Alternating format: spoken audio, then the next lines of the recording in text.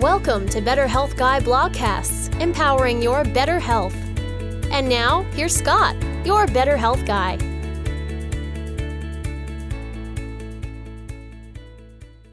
The content of this show is for informational purposes only and is not intended to diagnose, treat, or cure any illness or medical condition. Nothing in today's discussion is meant to serve as medical advice or as information to facilitate self-treatment.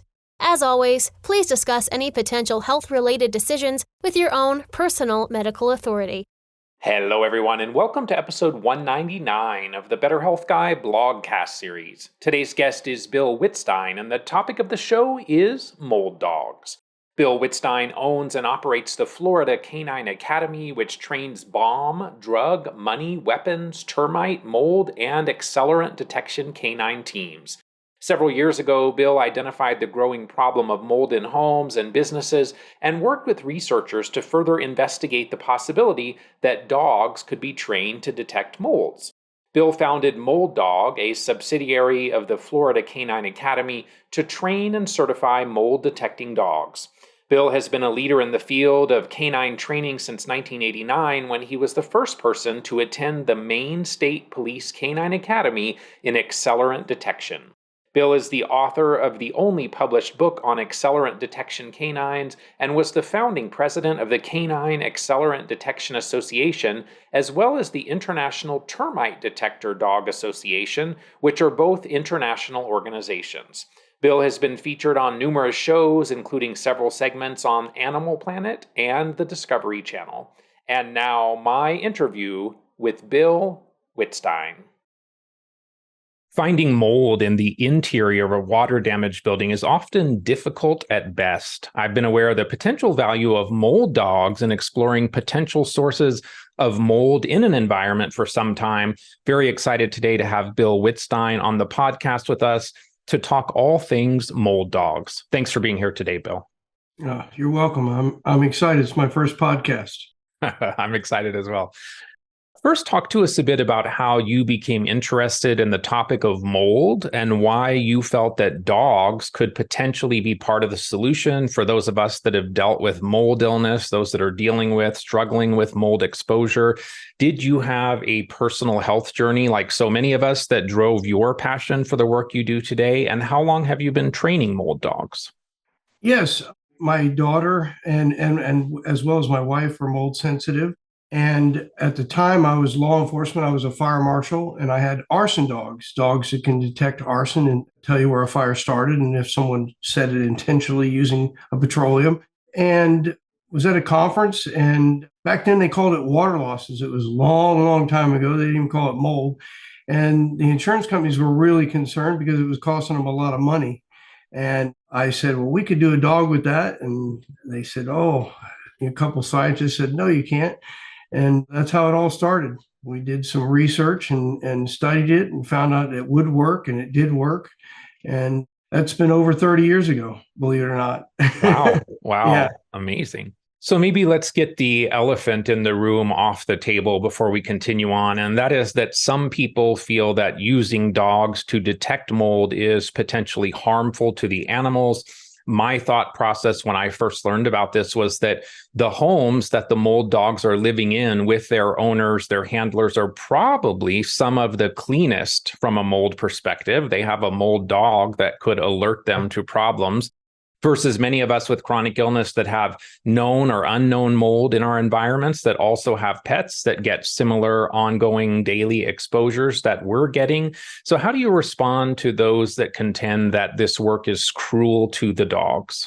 You know, we're concerned. These dogs, they're a tool, but they're part of the family. I mean, my dog, I'm with my dog more than I'm with my wife and family. So they're very, very important to us. And their health is important to us as well. And probably the most research that's been done has been on arson dogs. It's a very, very harsh environment, including mold, as well as burnt materials and all kinds of chemicals.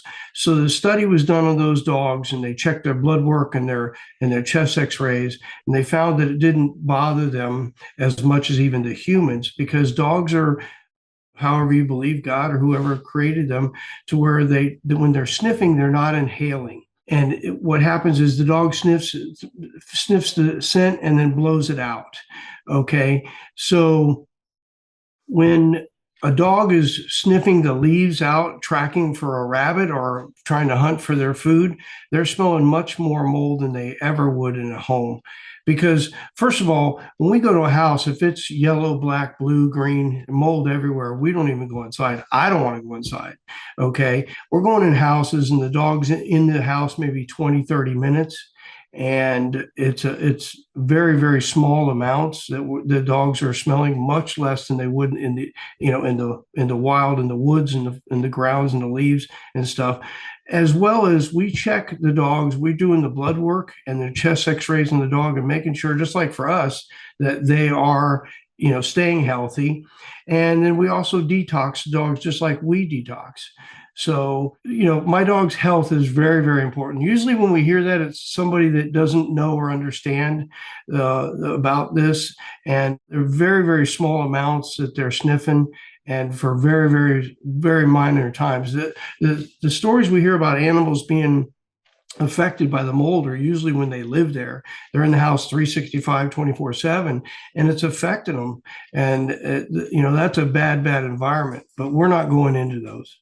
And if you had mold in your own home where the dog spends the majority of their time, you would certainly know about that. Yeah, right? we know about it right away. Check my house regularly to make sure it's mold free and the dog's, mold free. Sorry, I'm being attacked by a dog. Okay.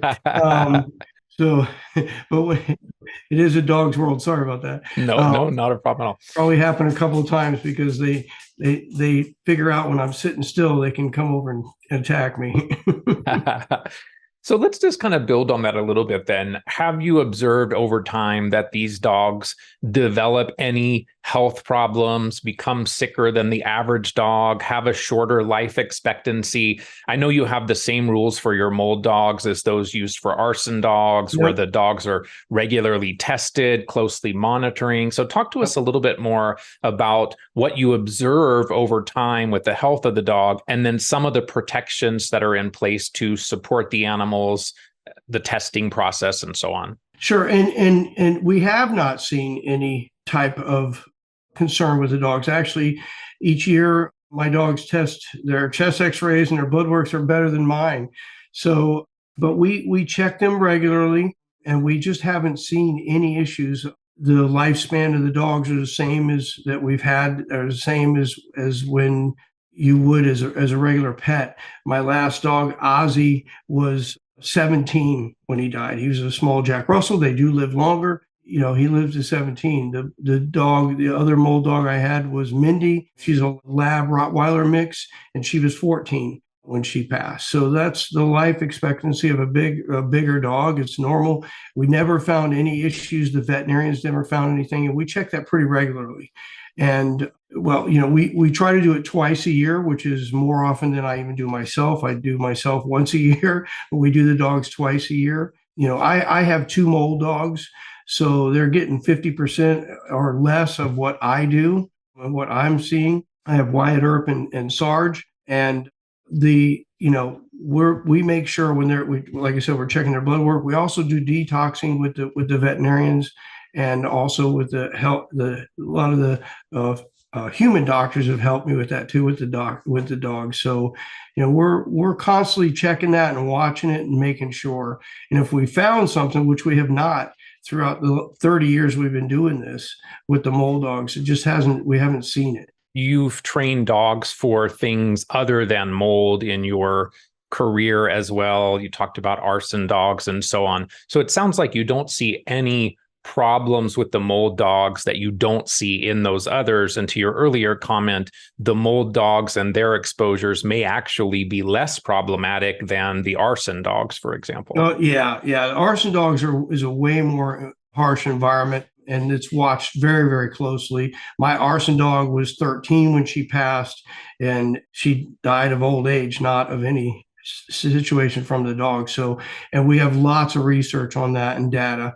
And we have dogs for termites, we have dogs for bed bugs, and we don't see any health differences between our termite dogs versus our mold dog versus a bed bug dog. So we watching that and comparing that and making sure. Listen, I love my dogs, okay, and if it affected them, I would stop. But we're performing a service. I'm a retired fireman and I like helping people. I make money doing this, but I also feel like I'm too old to fight fires anymore, but I also feel like I'm helping people and we're getting them out of this environments. And most of the jobs we go to, we do a lot of people that have been through a huge process. 90% or better of my jobs I go to, they've already had mold inspectors, mold remediators there. They've done remediation, and most of my people are looking for that last little bit, that they can't find any other way. And that's what we do. We come in, and I brag all the time that when I leave, you'll know if you have mold, if you do, where it's at and how much.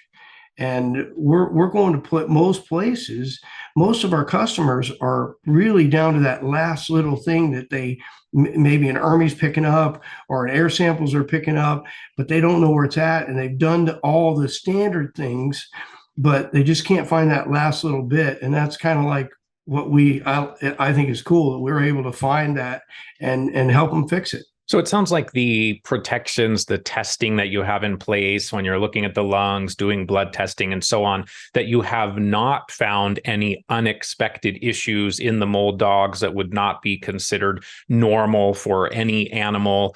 Talk to us about how long the average dog is able to work as a mold dog. How old are they when they start? Is this something they then can do for the duration of their life, or is there some time frame that they're able to do this work? Yeah, the time frame on that is it depends on the dogs. Like most of the time, when we say work, they love this. I mean, they actually love going to work. It's not work to them; it's fun. But we're what we do is we evaluate that with the veterinarians. We evaluate that with the dog. Do they still like it? Do they still want to do it? Like I talked about Ozzy. Ozzy used to go and ride in the truck with me and not do jobs because he felt left out. So he just got to go ride, but he didn't do the job. The dogs are generally between 1 and 3 when we get them, when we start. 5 to 7 years is about, not the age of working time, but about 10. But so you're going to get between 5 and 7 years of work time out of the dog. We just haven't seen, any whether it's termite or bed bugs or mold. The health it's just flatline. We're not seeing any issues on that, and we're able to work the dog as long as they want to and as long as they're healthy. Sometimes because we get a lot of rescue dogs, we get purebreds, we get mutts. Sometimes the dog just their hips might go bad just because of age. They're 8 or 9 and they had congenital problem with their hips because it's a mix or a purebred for that matter, and they can't work. And so we certainly don't make them.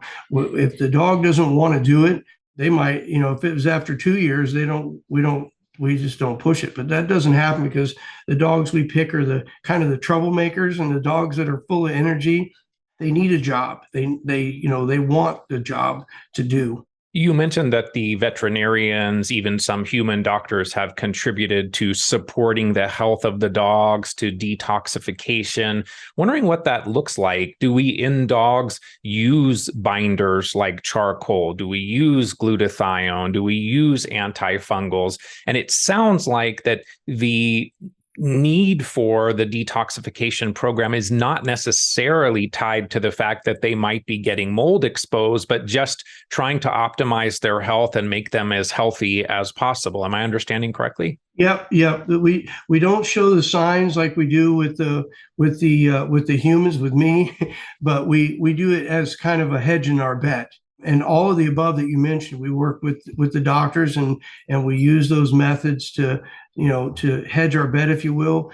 But years ago, like with the arson dogs, we didn't do any of that. We didn't know any of that. And we still didn't show any signs of the dogs having issues. But we're just kind of doing that to hedge our bet and making sure and giving them the extra dollar. But again, we hear this sometimes, not a lot, that people are concerned, but 90%, probably 99% of the houses I'm going into, they're spotless, but there's something coming up on an ERMI that they just can't find, or something coming up on an air sample, or something that is just affecting the person.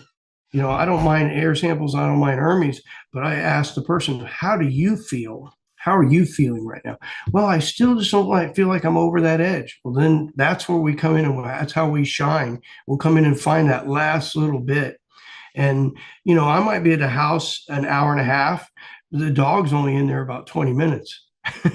The dog part is very quick. In fact, people say that. They're like, wow, that was really fast. The dogs are fast. There's no nonsense. They come in and search, and they're done. And they're sitting in the air conditioned car listening to the radio, and I'm still back in the house figuring things out. But I used to joke and say they're in the car watching Lassie, but that not everybody knows who Lassie is anymore. Yeah, the dogs are there very, very minor amount of time. And the houses, like I said, the houses we go into, they're just, you often wonder, well, am I going to find something in here or not? Because it's just, there's nothing visible usually when we get there, because all that's been exhausted by other inspectors and other remediators and stuff, because, if somebody sees mold, they have it taken care of before they call me. They're looking for the little tiny thing that they haven't found. Now, I do recommend people to, give us a call from the beginning, because we can help you point out everything and take care of it at one time.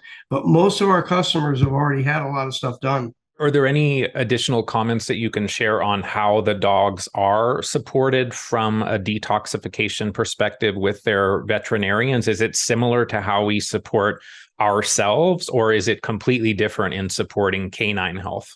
Yeah, it's almost identical to human. Yeah, what works on the human works on the dog, and that's what we're doing. And it, and not every vet, just like not every doctor, knows about mold. So there is an educational curve for the veterinarian. I've found them to be very interested, very, even more so than regular doctors, accepted to that, and wanting to help them and wanting to go the extra mile. Yeah, it's identical to the humans. Let's talk a little bit about how you identify a dog to become part of your training program. Are certain breeds better at being able to detect mold than others? Sounds like when they're coming into the program, they're somewhere in that 1 to 3 years age range. And then talk to us a little bit about how the dogs are trained to alert in the presence of mold. What is that process? How long does it last? How much exposure is the dog getting during the training process? Obviously, we tell people the smush-nosed dogs won't work. It's like a pug or a bulldog or something like that, because they have, their noses are shorter. So we stay away from them. It can be just about any breed or any mixed breed. We like mutts. We don't mind that at all. But the dog can't be skittish at all. It has to be friendly. Being afraid is probably the biggest common thing that knocks a dog out of the program. I tell people, you got to be able to go to Home Depot or Lowe's, and when that sliding glass door opens up, the dog can't be afraid. So they have to be a strong dog that's not afraid, that is willing, is curious. We tend to like the dogs that are a little bit more of a troublemaker, always getting into things constantly. They're tearing up something or that. That means they need a job. They need something. They need a focus. And it might be that person just starts doing agility, or does a fly ball, or some kind of agility thing, or shows or whatever, something to keep them busy. But for us, it's working for scent detection. Okay, and it takes between 2 to 3 months, the training. The initial training is obviously imprinting them on the odor, and then training them various different levels of it. The amount of exposure, again, is small amounts. Parts per trillion is all they need. So it's very, very minute amounts. And we're teaching them to, when they find that, they alert to us. Most of the time it's a sit. Sometimes we don't really do, like with drug dogs, where they do a scratch or a paw. We don't do that because we don't want to tear up people's houses. So most of the time our alert is a sit. It's a passive alert like a bomb dog. We have them sit and then we'll point with their nose. So I'll know if it's in the wall, I'll know if it's in the ceiling, I'll know if it's in the floor, or maybe all three. And we can, identify those areas. But essentially, the program is just like when we do a bomb dog or a drug dog or an arson dog or a bedbug dog for that matter. And we're teaching them a certain odor. They learn those odors for whichever job they're doing, and they're imprinted on that. We use very, very small amounts, and the training is between 2 to 3 months. And we have the dog, and then we bring the handler in and we train them, and that's a 40-hour class. And we teach them as a team, because even a handler that's trained can't just take a certain dog and work it. You have to kind of be married to that dog and that team. You have to know what to expect with that dog, because the dog has to know you and you have to know that dog, because each dog has their own personalities, just like us. And my understanding is that once the training process is complete, that's not the end of your involvement with the handler, with the owner, with the dog, that there's a continued recertification, that you're still very much involved, helping to keep the dog calibrated. Talk to us a little bit about your ongoing involvement in any of the mold dogs actively working that were trained by you. And that's important. And the reason why that's important is because, we've had mold dogs have been around for years, and they were out there in the past, and the people would get the dog and then leave, and I'd never see them again. And that's not what happens in the canine world. In law enforcement, you're involved with that dog on a regular basis, and you're making sure they're staying, the handler's training, they're working together, and they keep their performance level up. So what we're doing is on a quarterly basis, what I'm doing is quarterly, that dog at least quarterly has to meet with me, and we can do that through Skype, and because I have dogs in France and Germany, Switzerland, all 16 different countries around the world. And my daughters told me, well, Dad, you have to get into this century and start to learn how to get on, the internet. And I can train with a dog in Paris, and then, an hour later be in Japan and train with that dog. So we're requiring them that quarterly we do a testing, and we meet with them, and we go through a set of training session and make sure that person's been training, the dog is up, the person's been up. That's real important, because if they don't train, they can lose their skills. Not necessarily the dog, but the handler, the team. If you start doing something wrong long enough, it develops into a big problem. And by meeting with them quarterly, we're able to make sure that they're staying training. So we do every quarter, and annually we're recertifying them. That way we know the team is doing good. And if that person's been practicing, that person is staying up on their training, and the skills and the level of accuracy is there. So we're doing it quarterly with an annual recertification. How many different types of mold is a mold dog able to detect? Is there a list of the molds that dogs are able to sense? And then are these toxigenic molds, or are these allergenic molds? Are they a combination of both? Are there any molds maybe that are considered unsafe for humans that the dog may be unable to detect? For example, with an Ermi, Fusarium is one of the molds that's not included, but is very relevant in the mold illness conversation. Or are there any molds that maybe the dog might detect, but that are considered safe for humans and unlikely to create any chronic illness? Yeah, and that's a great question. No, the dogs are trained on 16 different genuses. They're all the genuses that can be tested through the air samples. They are all considered toxic to the human. The dogs can we do the microtoxins like in the furniture and things like that, in cars, vehicles. But there's 16 different genuses, and in those genuses, there's literally thousands, because Aspergillus has like 960 different types, so they're in there. But the genus is, I like to tell people, is a fancy word for family. So they're going to detect all the molds in that family. So they're all the ones that we're concerned about and that are considered toxic and are a problem. And that's what we train on, and that's what we maintain the dogs on. So then we would not expect to have the dog alert because they sensed a mold that may not be potentially capable of creating a chronic illness in a human. If they sense something and alert to something, that Right. likely is a potential contributor to someone's health condition. Right. Like what I tell people is, look, if, because this is always growing. If they come up with a 17th genus or, that's affecting people, we can add that to the dog. It's pretty easy, something we can do. And that's what we monitor. We're monitoring, like we have COVID dogs, and I have 3 of the COVID dogs here in Florida. That we have 10. And if there's God forbid, if there's another form of COVID or something like COVID that happens, within a week, we can have those dogs that are trained on that. We can add that new odor to them so we can be up and running.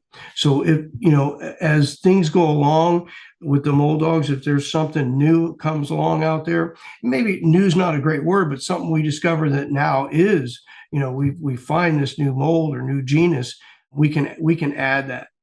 So we're working with, the scientists to make sure we're up to date on that kind of stuff. And that's what we're looking at. You mentioned mycotoxins a moment ago. So is the dog primarily sensing mold? Is the dog also sensing mycotoxins? Does the mold spore have to be alive or active, or can it be sensed if it's dormant? And what about the scenario where there may be mold fragments as well? Is the dog able to detect all of those potential forms of a specific type of mold? So the mycotoxins, what we're doing is to address that. We're looking for, because the dog's always looking for a source, because a lot of people say, well, mold's everywhere. How's the dog going to? Well, just like when you had, marijuana is not illegal anymore, but when it was a drug dog, if you came in a room and smoked marijuana in the living room and then went in the kitchen and then left, a drug dog would come in, they would smell marijuana, but they would not alert because the marijuana is no longer there. So the same with the mold dog. The dog's looking for the source. With the mycotoxins, we're looking for like a group of it. So like if a couch has been in an area that's been moldy so long where there's a bunch of mycotoxins in it, the dog can tell you that. If it's something that's really, really small, we don't want them to tell us that. It's viable or non-viable, okay, alive and it's not dead, dormant, dry, if you will, keeping it simple for me. Like infrared is not going to pick up dormant or a non-viable mold because it's not wet. That's what the infrared's picking up on. But it's still sporing, and it's very dangerous for us as humans at that point. So the dog will still alert to it. They'll do viable and non-viable, wet or dry. They'll pick up both. And that's important because if you buy a house that had a roof leak 10 years ago, they put a new roof on the house, it's no longer leaking, but there was mold there, the dog's going to be able to tell you that. And moisture meter, infrared, they're not going to be able to. So that's where the dog comes in handy when that happens. In the past several years, Dr. Richie Shoemaker has educated us more on actinomycetes or actinobacteria, on endotoxins, that mold and mycotoxins may be a smaller part of the puzzle in what we call chronic inflammatory response syndrome, that bacteria and endotoxins may actually be a fairly significant part of that conversation. We know that some people may actually look very good from an ERMI perspective. The home may have no significant mold or mycotoxins, but the driver of that patient's illness could be the actinomycetes, the endotoxins. Are mold dogs able to detect these potential environmental contributors as well? Yeah, we're working on that right now. And from what we've seen, the endotoxins, the dogs are picking that up. A lot of the things when the researchers say without grant money, we're never going to be able to know exactly. But what we're using is field studies and seeing what the dog's picking up and what is being tested and what's finding. So far, we are seeing that the dogs are picking up the endotoxins, and we're working on that right now and going to add that so we can definitely say, yes, they are. But what we're finding in the field is they are picking that up. So that's something that's really new. Yeah. So the endotoxin piece sounds like that's pretty far along. How about the actinobacteria? Is that one you're working on adding as well? We're working on that too, but we don't have the data or the field research, if you will, yet enough to be able to say that, because this is new and this is all developing, and maybe they won't and maybe they will. I'm very confident if there's an odor The dogs can pick it up. It's just going to be a matter of being able to identify the odor and adding that to the dog's repertoire. There's very few things that they've found, and when I say they, the researchers, that the dogs can't detect and can't find. So it's a matter of just adding that, and also making sure that that's something that we want to add. Maybe we don't, maybe we do. At this point, it's still out there a little bit. The endotoxin has been a little bit longer, so that's why we've got the data for that. But we're constantly evolving this, and maybe they will, and maybe they won't. And if they can't, they can't. It's just what we're doing is what we're doing. So, and I always tell people, look, the dog. This is important because when I've been doing this a long time, and I do an inspection and I give a lot of data afterwards, but sometimes maybe the new handlers can't give all that data because they don't have the field experience that I do. But I tell people, look, the dog is just part of the chain. Okay. It's like the dog gives you an area. Now it becomes archaeology, and you need to dig and find out what's there. Okay. So we never want to make the dog too good. In other words, it's not God. The dog's just giving you a piece of the puzzle to look at, and use armies, use air samples, get a good inspector in and make sure, figure out, is the roof leaking, or is that log cabin have an issue because it's specific to log cabins, or does that house have a problem because it's something to do with the construction in that area that you're having. But the dog gives you that area to look at and figure out what's going on in that area. So it becomes archaeology then, is what I say. Tell us a little bit about the experience of having a mold dog visit your home. What's the process? What would someone see if they're observing a mold dog inspection in their home? Yeah, well, obviously the first thing we want to do is come in and meet the person and do a visual inspection. Once we do the visual inspection, we want to then bring in the dog. And with that visual inspection, we're making sure that their pets are safe and secured in a different room and not loose. We're making sure that there's not a three-legged table with a vase on it that I might break. Usually Sarge is pretty graceful, but I'm very klutzy. So we want to make sure that we're not going to break that. We also want to make sure we're looking for safety. Like, does that person have some kind of pest control out, or sometimes in basements we'll find mice traps or something, or little glue boards or something, and I want to make sure I don't get my dog's nose stuck in that. So we're looking for those kinds of things when we're doing our visual. Safety for the dog, safety for me. And then we would bring the dog in and do a systematic search. The dog should not be loose, running around, things like that. With the mold dogs, we want to do a very systematic search. We go clockwise, the same as we do with arson dogs. So we want to make sure we cover everything. Off leash is not the way to do this.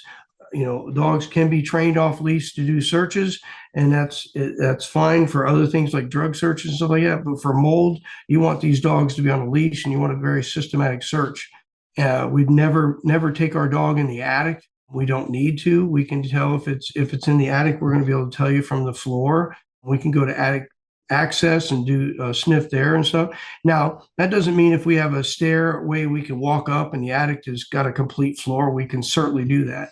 But we don't want dogs trying to balance and falling through attics and getting hurt. And there are people that have done that out there. And hopefully that's not one of my dogs, but you got to make sure you don't want the dog getting hurt, and you don't need to go up there. But a very systematic search, right to left, searching, the furniture, the floors, the walls, the windows, everything. My dogs indicate by sitting and then pointing. And so you might have them point up, you might have them point to the wall or the floor. It might be all three. If they had a roof leak and it's coming down the wall, it's going to make sense that the mold's up high. It's also in the wall, and it's also on the floor. If you have carpet that's, the other day I went in a house and they were, the carpet was 18 years old, and they were surprised that it was, bad. And it's 18-year-old carpet. It's bad. And yeah, you got to get rid of it. Carpet's not great to begin with when you have mold problems, but you certainly don't want that old of a carpet in there. So in a scenario like that with the carpet, then is that going to be something that makes it difficult for the dog to then sense other places in that environment because the entire carpet is an issue and you ideally want to pull that carpet out first, or not necessarily? No, and that's a great question. And you would think that, but it's not. The only thing that it does is the dog kind of milks it a little bit. Sarge was over and he's like, hey, there's mold in this window. Oh, and there's some in the carpet. So I want two treats. So the dog will try to get an extra treat because it's right here in the window and it's also here. But no, it doesn't really bother them because they're able to, say it's here and here. We don't have to come back. We can definitely do that, but he definitely wants extra treats when it's like that. So let's talk a little more then about what the limitations might be, what they can sense. We know very commonly, as you said earlier, mold is not visible. It's often behind a wall. Is the dog able to sense through a wall? If the issue is high above them, let's say a 20-foot ceiling. You talked briefly about attics. What about crawl spaces, maybe in an HVAC system or the ductwork or in a drain pipe? What are some of the limitations in a building where the mold dog may not be able to detect a problem? That's a great question. And I that's probably one of the number one questions when people come, well, how, if it's up high, how's the dog going to know? And I always jokingly say, well, if the dog couldn't find mold in the ceiling, I'd be a drug dealer, and I just hide my drugs in the attic, and I'd be safe. And I'm joking, but odor's heavier in air and it falls down, so the dog's going to be able to tell you that. So if it's a 20-foot ceiling, or I've been in a hospital when it was a 30-foot ceiling, and the dog's able to tell. They're going to smell it on the ground and then sniff up, and you're going to know. That's where being a good handler is, and you're watching the dog. But probably the number one question is if it's in the ceilings, how's the dog going to know? But just the same way it affects you, if it's in the ceiling, it's falling down and the spores are falling down and bothering you, the same way the dog does. Same way a hunting dog can tell you that the coon is in the tree because he's sniffing and he can tell, and he sniffs up and he barks and the raccoon's up there, and there it is. So they're able to do that. Crawl spaces, a lot of the times we can tell inside the house because in the crawl space, a lot of times it's in the floor joists or the insulation that might be there, especially if it's not encapsulated and dehumidified. I always jokingly say crawl spaces are all the problems of a basement with none of the benefits. So, but yeah, the dog usually can tell. And if not, we do go to the crawl space. Usually there's a hatch or openings underneath, and we check those from the ender. And the only difference would be for a crawl space, we might say it's in the crawl space. I can't tell you exactly where. So again, it becomes archaeology. Your crawl space is a problem. Now you have to get an expert under there, and it's going to, they're going to dehue it, or they're going to encapsulate it. They're going to clean it, encapsulate it, put a dehumidifier in there, and probably pull out all the insulation, So that's a bigger problem, but the dog can just tell you it's an issue. And we can tell by the way they alert, because if it's a big problem, they're more excited than if it's a little problem. So we can give them clues, but they're going to have somebody, an expert now go down there and tell you more. Do you have cases where the dog might alert on a component of an HVAC system, maybe on a specific duct, maybe related to a drain pipe, for example? Is that something the dogs are detecting as well? Yeah. So if we can get to the, obviously a single duct they can alert to, they can alert to multiple ducts, kind of tells you there's a problem with the unit. We like it to be turned on while we're there and the dogs can smell that. If we can get to the actual air handler, it's nice. If we can't, if it's in the attic or something like that, that makes it harder to diagnose. Is it the ducts or the unit or both? Probably the biggest thing with AC units, and it's a pet peeve of mine, is so many houses, the plenum is made out of wood and drywall. And that's a point where it's not if, it's when. The plenum should be, they call it a coffin. It should be made out of metal. Units have that. When you buy the unit, they have a number next to it that has a plenum for it. But so many places, especially builders, they don't do that, because that plenum is probably $500, $600. They can build it out of $20 worth of scrap wood and drywall and set it on, that's your plenum. And within 3 or 4 years, that's going to get wet with condensation and it's going to have mold in it and you're breathing it.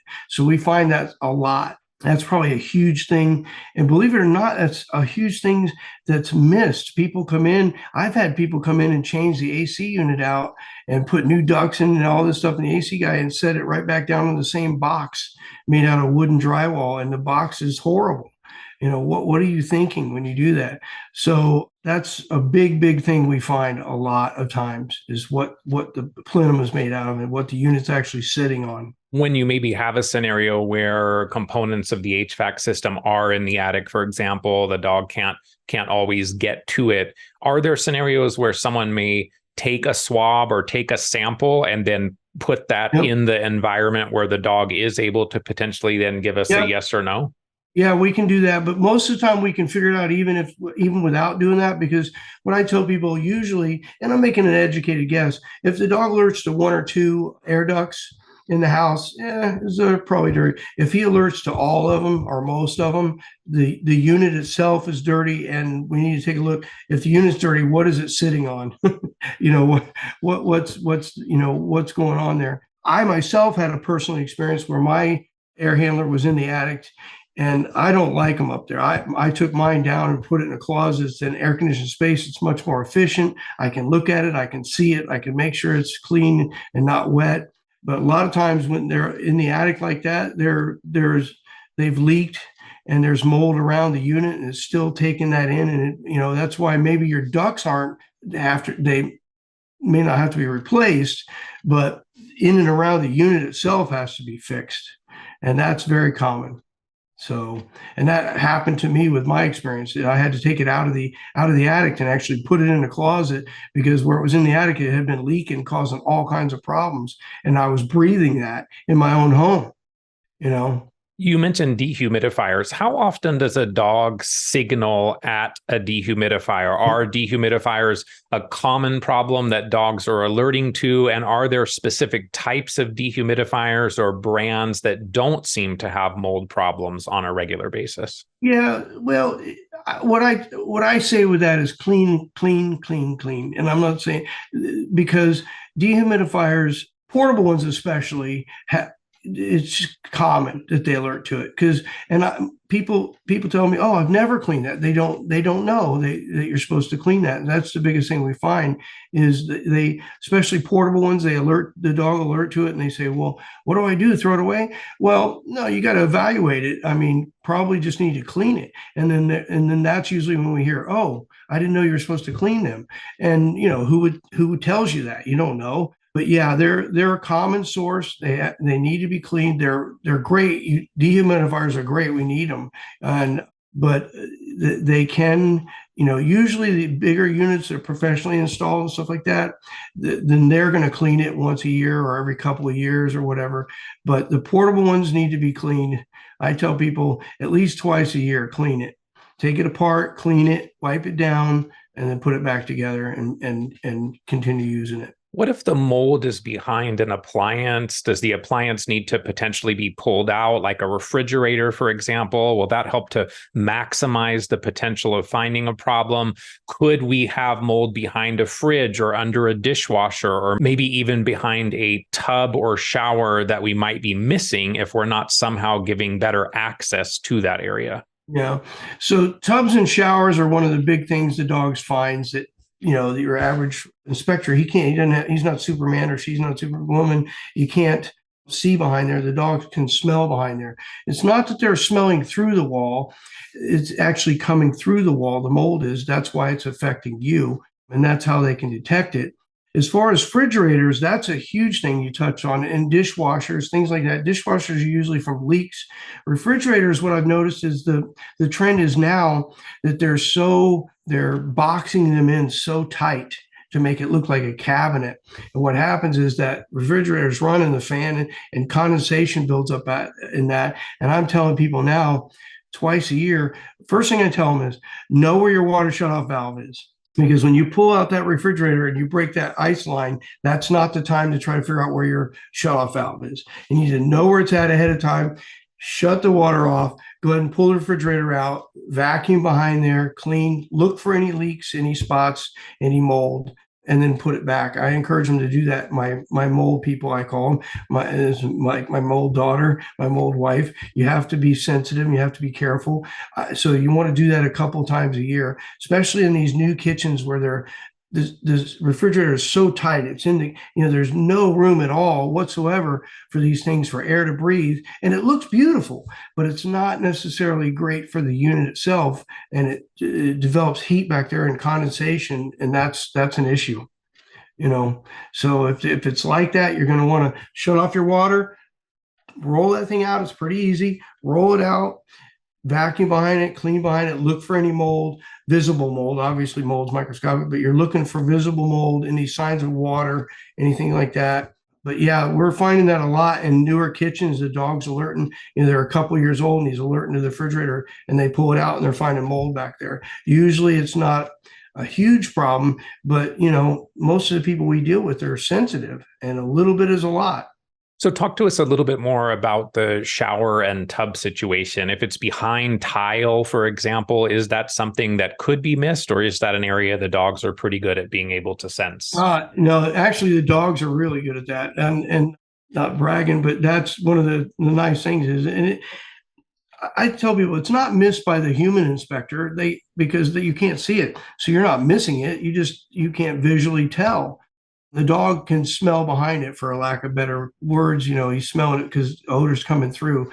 And showers, especially master showers, tubs usually last long. The tub's not bad, but the tile in a tub lasts longer unless, if they're, the biggest thing I tell people is you want to recaulk your tub and your showers, every couple of years. Keep them, especially with children. Kids like to play in water. They're having a fun time. They're taking a bath. You want to caulk all that around the tub, all the way down, all on the floor, and keep that caulked and change it out. I go there and all the grout is cracked and gone, and all the way around the tub, all the way up the wall, and all the way on the floor. And then they're usually surprised that there's mold in there, and it's been getting wet for 3 years.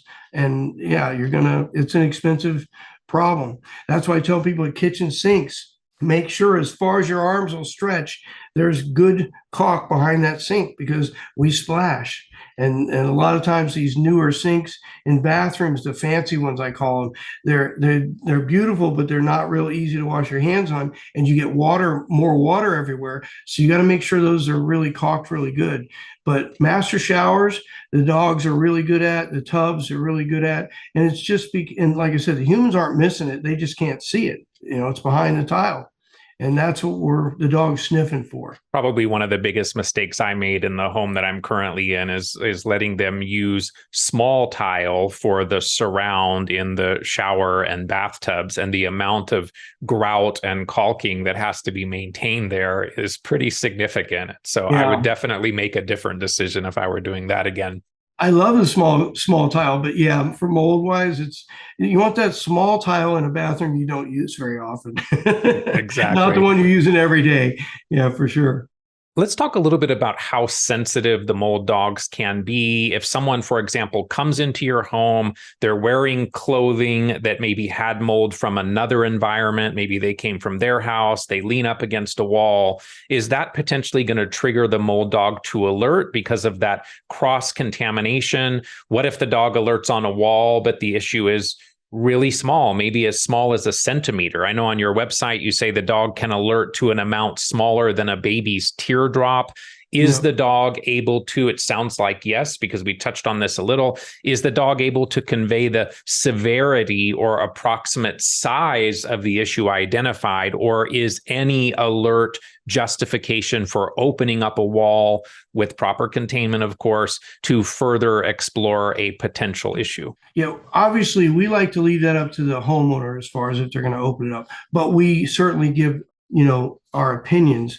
As far as the clothing touching a wall, I doubt the dog would alert to that. If it would, it'd be very minor.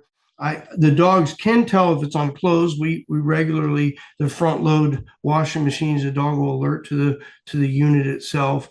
And I have had the dog alert to a pile of clothes that were there that they had just washed. So that is possible.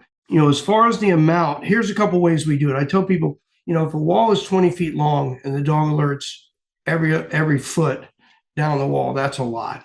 That's an easy way to determine. But the way to explain is kind of, if the dog sniffs and sits and I say, show me, and he kind of goes,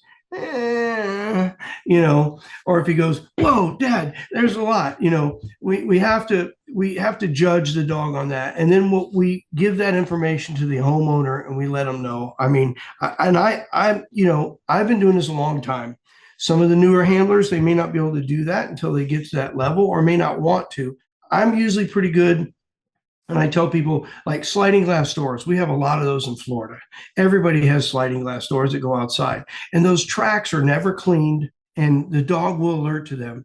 And the people are like, oh no. And I can tell them, I'm like, nope, all you need to do is clean that. You can use EC3, you can use white vinegar, you can use hydrogen peroxide, a microbial solution, and you need to clean that. And they're like, oh, we've never done that. And the house might be 20 years old, 30 years old. But that's something you're going to want to do, at least once a year, opposed to alerting to the wall and the dog's like, boom, or a master shower.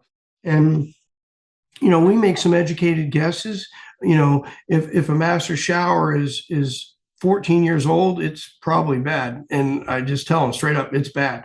If it's 2 years old, well, we're going to have to watch it, unless, unfortunately, in Florida, everybody's wanting to move to Florida the last couple of years after COVID, and they're building houses so fast, so poorly, and doing such a bad job that I went to a house the other day. It was 2.5 years old, and 2 of the 3 bathtubs and or shower were already bad. And one of them, you could visibly see mold in it. Okay, after 2.5 years, that's horrible. It is just improper, improper installation. They did it wrong. And the people are, they're stunned because they have a 2.5-year-old shower. It's probably going to cost them 15 grand to redo. But you're having a mold issue, and that's your problem. So a lot of the times it's, just taking a look at what you have. How old's the house? How old's the shower you're looking at? You can look at the job and look and see, was it a good job? Was it not? A lot of times I hear on these newer houses, people say, oh yeah, I had the builder come back because it was leaking and we were getting black mold, and they regrouted it. And all they did was cover it up. They should have tore it apart and redid it then. All they did was buy some time, really. But yeah, but the dogs, in telling you whether it's a lot or a little bit, is reading the dog.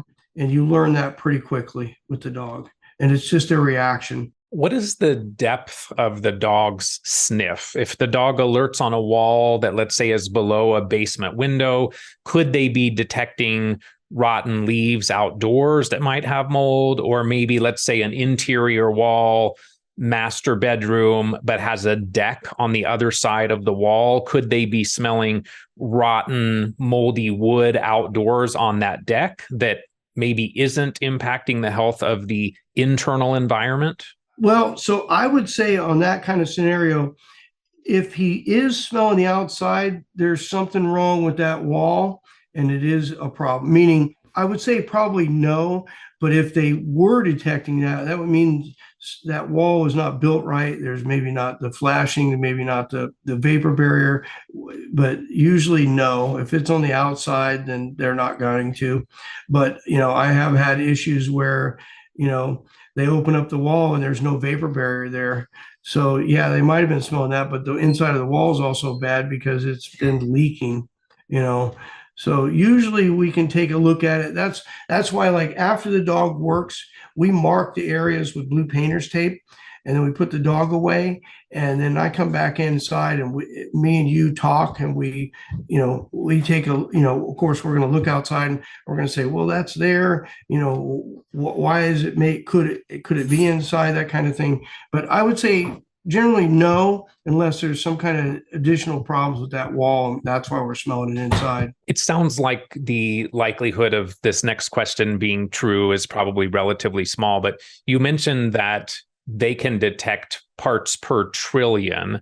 So could there be a scenario where the amount of mold present is enough to make a very sensitive occupant sick, but not enough for the dog to detect or alert on? Anything's possible, but they're pretty sensitive.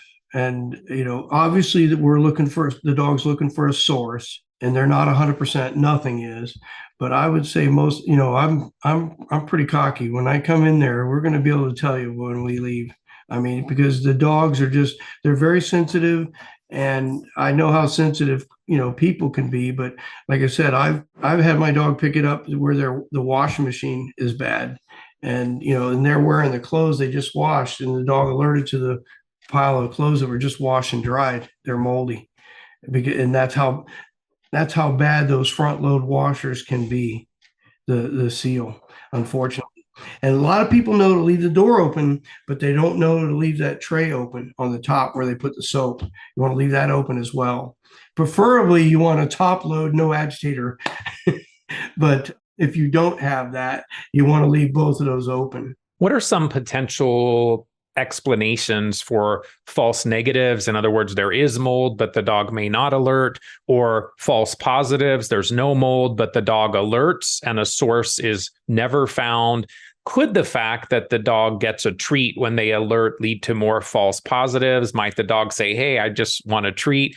And what would you say is the sensitivity or accuracy of using mold dogs? I've heard some people say 95%, 98%, but then I've also talked to people in the community that suggested that the mold dog was unable to find the mold that they later uncovered through other means. Mm-hmm. Sure. And nothing's 100%. What we keep is data. And my dogs are in the 90 percentile. The dogs have been tested. They know they can do it in the 90%. The research that's been done was done on dogs that were food reward versus play reward. And they found that the play reward was slightly higher, that they would lie more for the toy than they would for the food, but it was within the margin of error.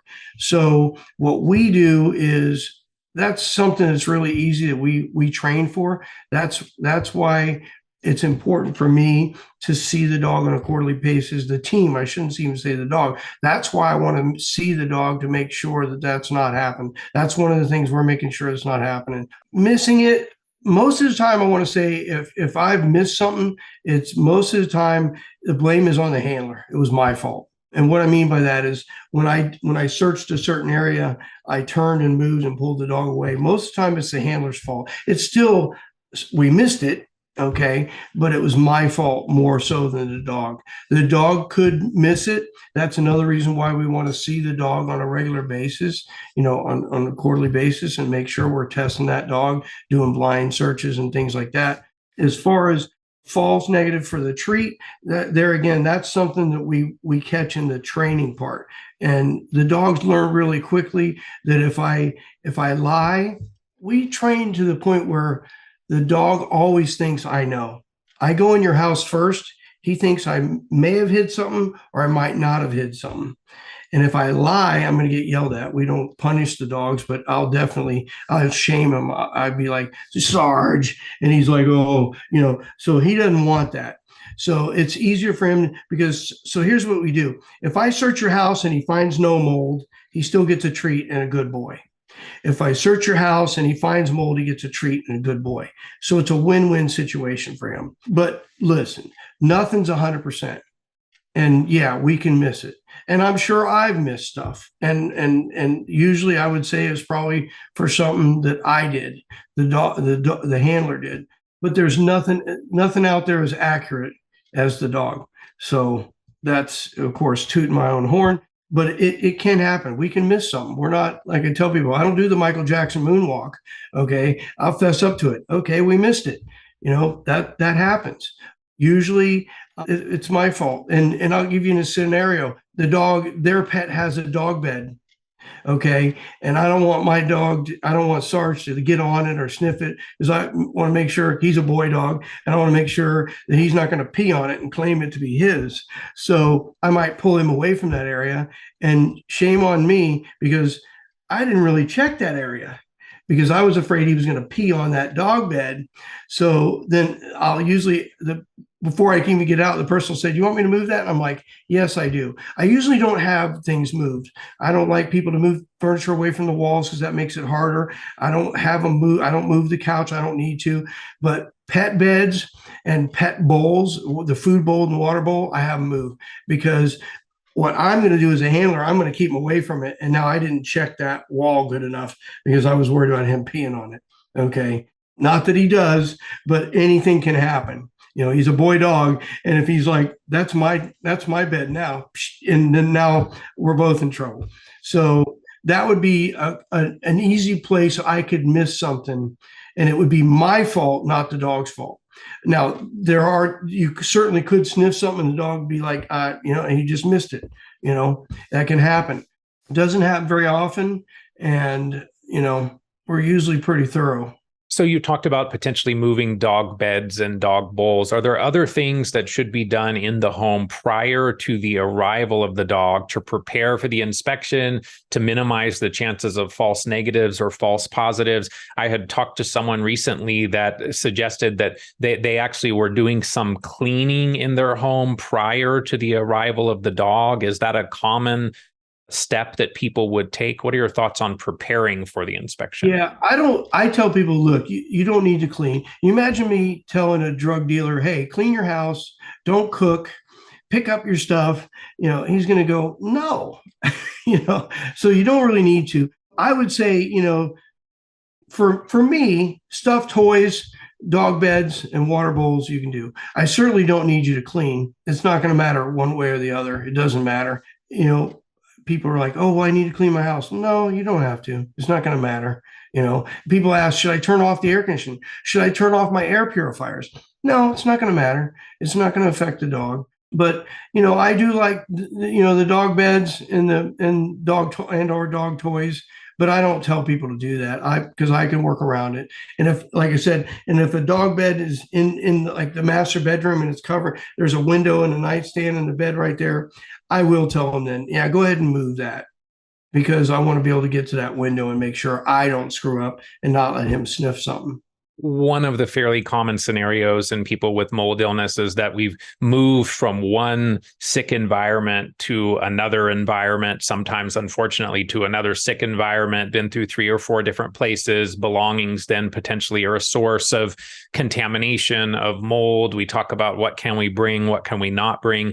How often do you find that a home itself is not the problem, but that the environment was cross-contaminated from personal belongings, whether that's a mattress or a couch or other porous materials that were brought into the home from an environment that did have mold issues in the past?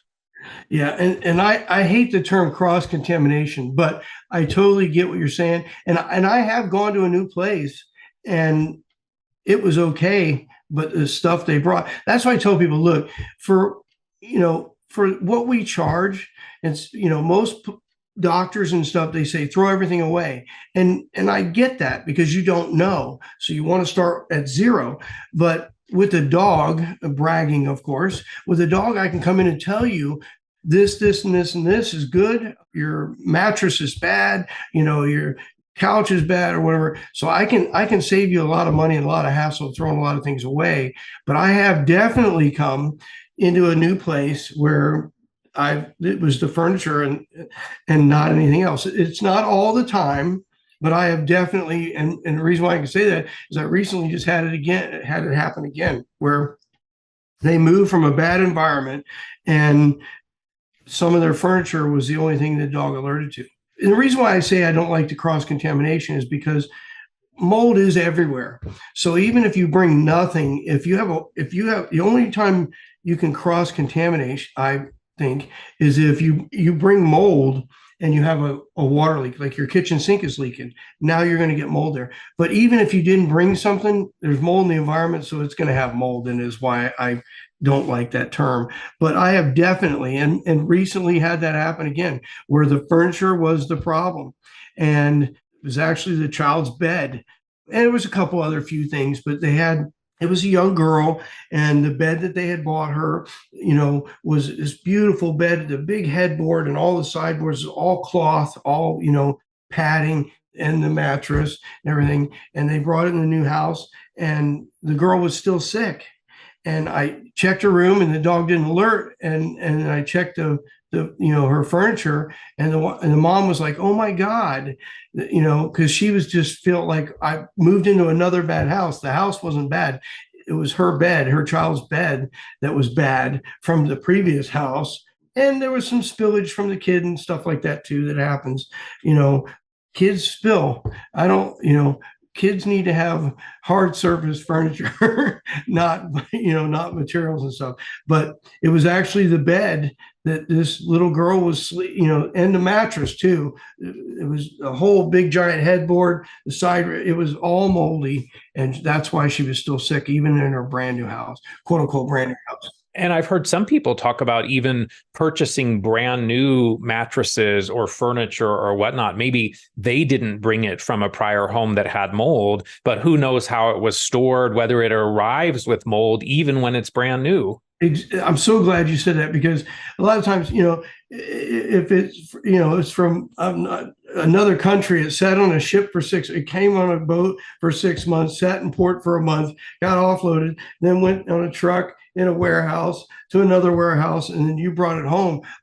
Unfortunately, yeah, I found brand new sofas or brand new beds that were, bad.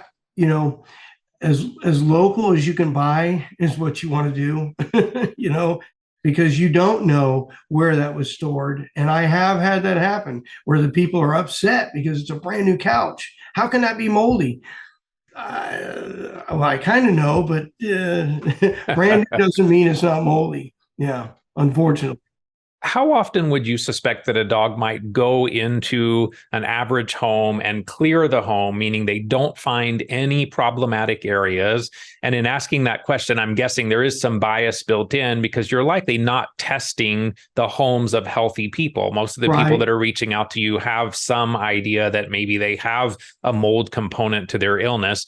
Does a mold dog almost always find problems in a home? And how many problems might be identified on an average home inspection? So like you said, it's like a woman going to a baby doctor. She's probably pregnant. That's why she's going to a baby doctor. By the way, I'm going to be a grandpa. That's why I'm excited about that. Just found out. So most of the time we're being called to places where they think they have mold, or they've had mold, they've done some remediation, whatever. So, but I do go to houses and clear the house. It happens.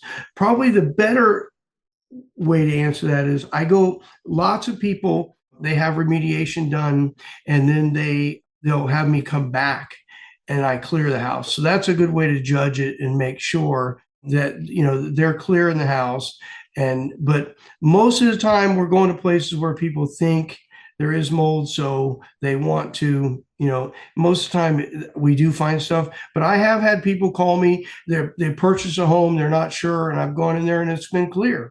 Let's say we go into an average client. Would a dog commonly find 2 places, 10 places, 50 places? What would kind of be the range of potential places the dog might alert? Usually it's not as bad as people think. Usually my biggest thing, people will call me, we did an army and it's horrible. And I tell them, okay, well, don't panic, because it's usually not as bad as you think. And it depends on the upkeep of the house, really, but it's never as bad as they think. And averages a couple places. I would say, look, if your master shower is 10 years or older, it's probably bad. Okay, it's just what I found. Doesn't mean it is, but if this master shower is 10 years or older, it's probably bad. Okay, but I'd say the average is probably 2 or 3 places. And out of that 2 or 3, at least one of them is something that they can clean. I've been to a house, many houses, where we've done the whole house, and a lot of times the dog will alert to a windowsill, and it's actually not leaking. The windowsill itself is full of mold, and the dog can tell that. So it's something that they can clean. So I've done a house where it's alerted to almost every window, and it's something that they can clean themselves and do. You mean like on the visual part of the windowsill, like from condensation building up inside the window itself? Well, it's inside and some of it's outside, right there where you lift up the window. It's right there. I mean, I find that all the time. And I tell people, you have to clean that. I'm not saying your house is dirty, but you got to clean that because it's full of mold. Dirt gets on there, mold spores get on there, and then condensation. It's a little farm right there. And we see that a lot. Yeah, I do clean mine pretty regularly, and it's pretty amazing how disgusting those things can be. Yeah, and once people learn that, they're like, I never thought of that. And they're like, yeah, it's, so, but we go to houses all the time that I don't find something. But most of the time they're calling me because the ERMI is saying there's something here, or the air samples are saying there's something here. But, and I always tell people, look, husbands like the dog once we get there because, what most husbands don't like about this is you're telling them, the ERMI's terrible, the air samples are terrible, your house is awful. Well, I go out there and say, well, you got a spot here, here, and here. So your house is not awful. You just have these things, you need to fix it. So the husbands like the dog once we've gotten there because they realize we're going to tell them what's wrong and then they can fix it, or have it fixed. We want to know what's wrong so we can fix it. We're fixers. So by telling them what's wrong, then it's not a problem anymore. And are you most commonly doing inspections in homes, or do people hire you as well to inspect their workplace or maybe even their children's school environment? Yeah, that happens. I tell people be careful with schools because I worked with a group of parents in Florida to a school. It was a newer school. And when the county finally said, yeah, you're right, and they closed the school and divided the kids up and made them go to bigger classes in other schools. Because the problem with schools is they don't have the money to fix the water problem, much less the mold problem.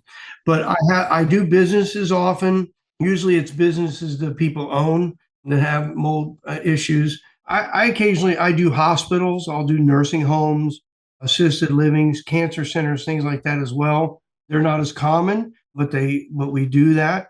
I've done hospitals, surgery recovery areas, things like that, where they need to know exactly where the problem is, and the dog can come in and help them identify that. Yeah. So how do we use the findings of a mold dog inspection to provide direction, either in terms of whether or not the next step is deep cleaning, small particulate cleaning versus maybe a more significant remediation? Does the handler help to interpret the findings of the dog? Is that something we leave to the IEP? What is it that happens after you visit generally? What are the next steps? I'm a little bit more bolder than maybe some of the people are. They definitely should be giving you ideas what they think. I like to work with the IEP.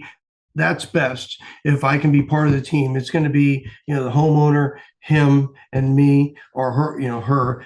But I can give them ideas of, okay, here's what I think. This is really strong. This is something we can clean. This is something you need to look at more closely and determine. Obviously there's moisture meters you can use. There's infrared they can use. There's a lot of different things they can use.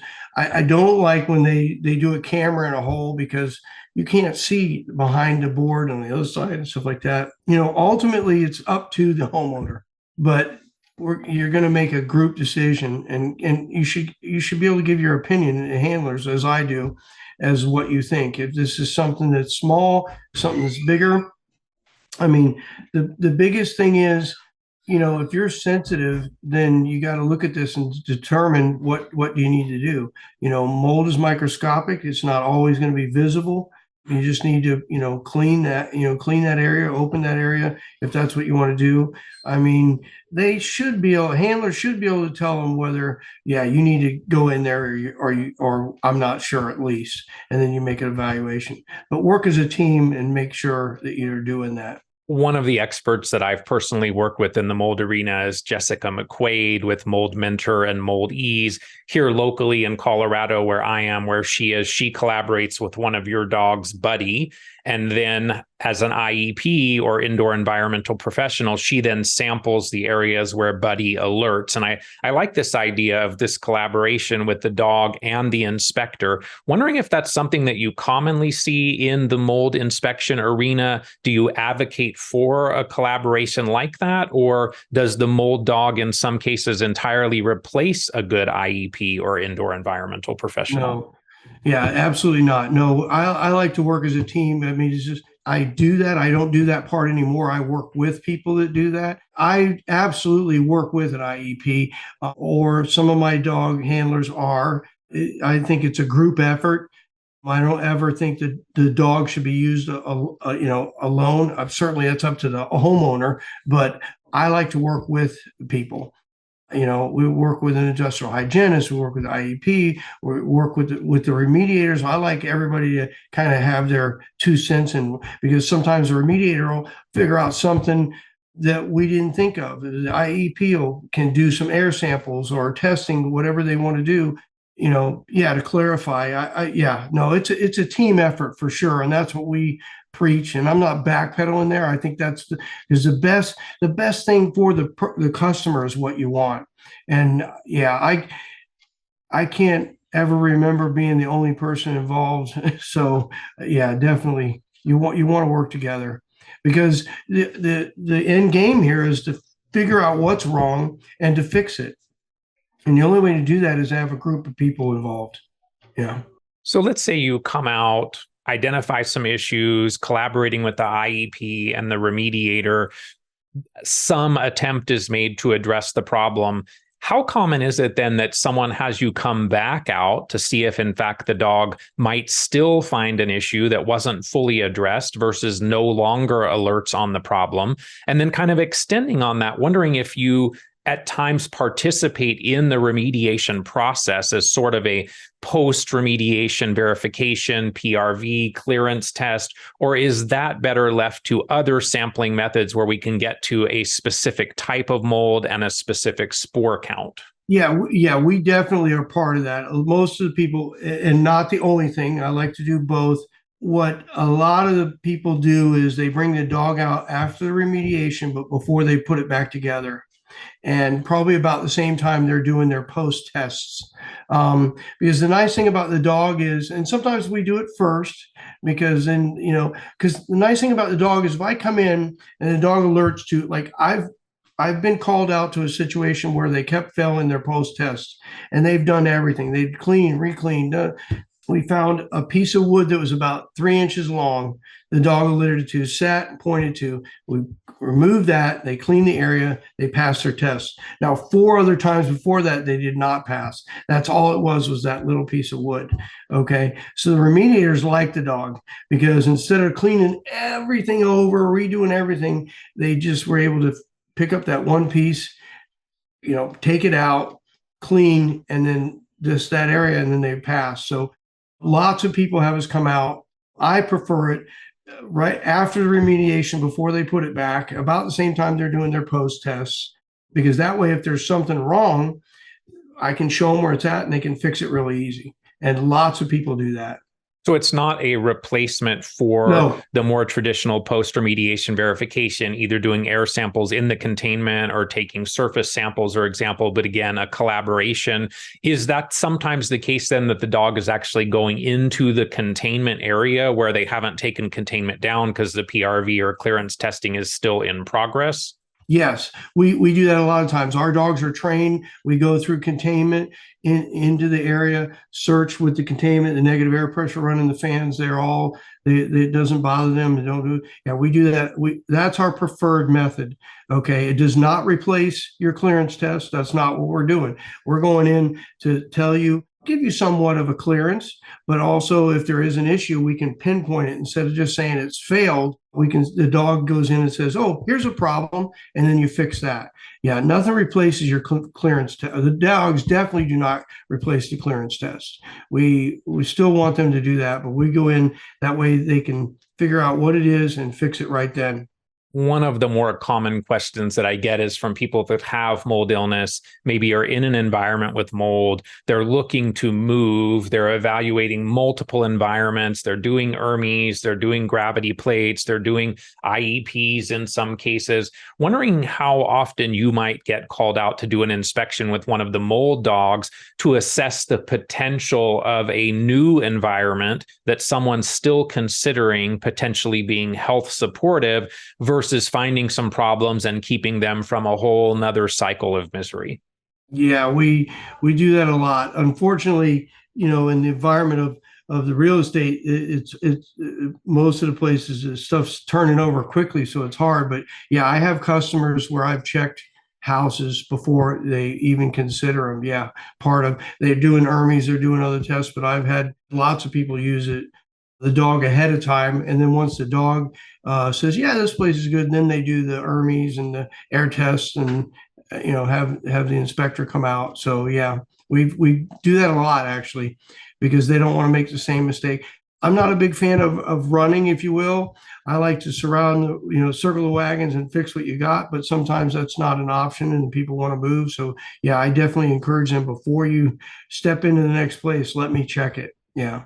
Be part of the process anyways. Yeah. For people that are interested in this idea of mold dog inspections, about how much does an average inspection cost? Average inspection is 1,200 to 1,500 bucks. I mean, an average. Obviously, if they're not in the area, travel may occur, but usually around 1,200 to 1,500, they should be able to get an inspection done. Maybe a little cheaper if they're close and it's small, that kind of thing. But average is 1,200, 1,500 bucks. I know you all do a lot of traveling to try to meet the need as much as possible. How do people go about finding a mold dog near them? Is there a list of nationally, or now it sounds like internationally certified mold dogs, people, handlers that are offering these services? How do we find them? And how do we ensure that a mold dog has the proper training? Yeah. Well, yeah, and that's important. And they can contact us, me, and we have a list of people that are trained by us and areas they're in, and maintaining their certification.